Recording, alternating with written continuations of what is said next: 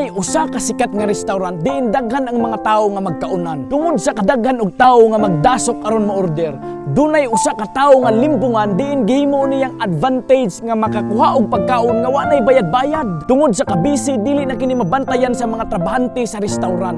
Usa ka adlaw, dunay usa ka customer nga nakabantay niini nga gibuhat sa limbungan ang pagkuha og pagkaon nga way bayad-bayad. Kasunod adlaw, iya na pud nakita ang maong limbungan nga nanguha og pagkaon. Busa nakauna-huna siya sa pagsumbong ngadto sa manager. Ug siya miingon sa manager, "Sir, kabalo ba mo nga dunay usa ka tawo nga limbungan nga sigig panguha og pagkaon dinhi sa inyong restaurant? Nga tungod sa inyong kabisi dili na ninyo siya mabantayan nga way bayad-bayad." Ug ang manager nitubag, "Sir, daghan na ang nag-ingon sa amo ang mahitungod ana nga tao. Sige lang, dili man sad na manguha diri kung gamay ra mig customer kay hadlok basin masakpan. Manguha ra na maki-insert kung daghan og tao which is kabalumi. Apan amo ra siyang gipasagdan tungod kay luoy kaayo ug sugod atong nagapanguha siya always na mi daghan og customers."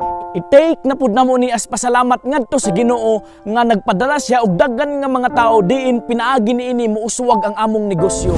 Sa kinabuhi, ang Ginoo muhatag gyud og grasya og kita panalanginan. Labi nagmusabuta ngadto sa mga nagkinahanglan ug kabalo ta mo tan-aw sa sitwasyon sa uban.